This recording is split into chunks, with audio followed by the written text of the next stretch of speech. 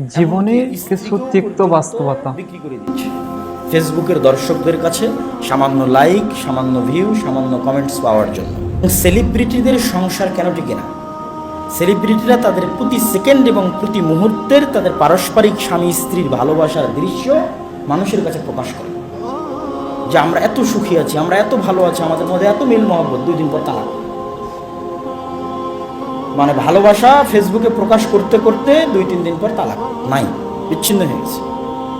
অসংখ্য ঘটনা আপনাদের চোখের সামনে, যারা আপনারা আধুনিক যুগের খবরাখবর রাখেন, এরকম অসংখ্য অগণিত ঘটনা।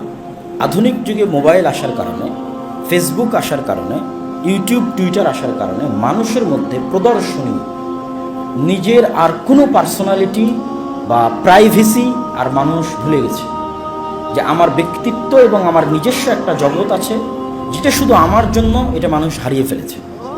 ফলত মানুষ চায় তার প্রতি সেকেন্ড এবং প্রতি মুহূর্ত আর এক মানুষকে দেখাতে, এবং প্রতি সেকেন্ড প্রতি মুহূর্ত আর এক মানুষকে দেখাতে গিয়ে এই কবল থেকে সে না নিজেকে বাঁচাচ্ছে, না তার সন্তান সন্ততিকে বাঁচাচ্ছে, এমনকি স্ত্রীকেও পর্যন্ত বিক্রি করে দিচ্ছে ফেসবুকের দর্শকদের কাছে সামান্য লাইক, সামান্য ভিউ, সামান্য কমেন্টস পাওয়ার জন্য।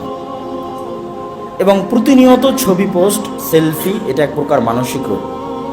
এই প্রদর্শনীর কারণে কত শত সংসার এবং কত শত সন্তান এবং কত শত মানুষ বদনজরের শিকার হয়ে তাদের সংসার ভেঙে গেছে, বদনজরের শিকার হয়ে তারা অসুস্থ হয়েছে, তারা নিজেরও জানে না। আসলে ভাইয়ের প্রতিটি কথা হৃদয় ছুঁয়ে যাওয়ার মতো। ভাইয়ের কথার উপর কথা বলার মতো যোগ্যতা আমার নাই। এতটুকুই বলবো, আমরা সকলেই যেন নিজের জীবন, নিজের প্রাইভেসি নিয়ে একটু সতর্ক থাকি, একটু সমাধান হই এবং নিজের জীবনকে সুন্দর করি এবং জীবনকে খেলতামাশার মধ্যে নিমগ্ন না রাখি।